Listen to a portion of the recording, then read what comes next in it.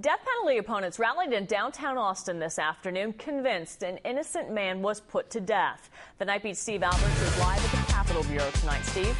Amy, they called for a moratorium on capital punishment and focused attention on the controversial case of Cameron Todd Willingham.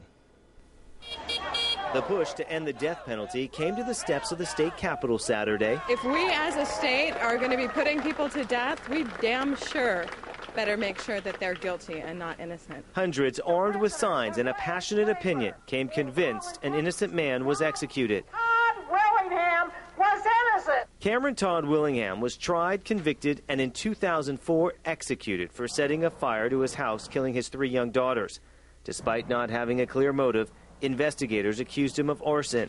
But a new report says the expert evidence was wrong. One thing it shows is the problems that we run into when we allow experts or so-called experts to decide somebody's guilt. He executed a person who didn't commit a crime. Elizabeth Gilbert is a playwright and Willingham's former pen pal.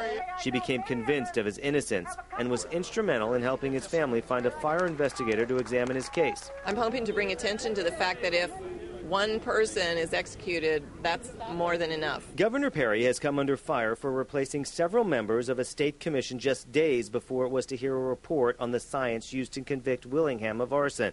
He has dismissed the criticism as anti-death penalty. He says the panel will move forward with the investigation and maintains Willingham was guilty. Willingham was a monster. This was a guy who murdered his 3 children, who tried to beat his wife into an abortion so that he wouldn't have those kids.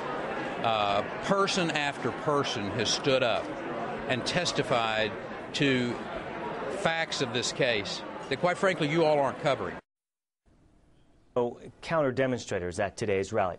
We're live at the Capitol Bureau. Steve Alberts, KVUE News Night Beat.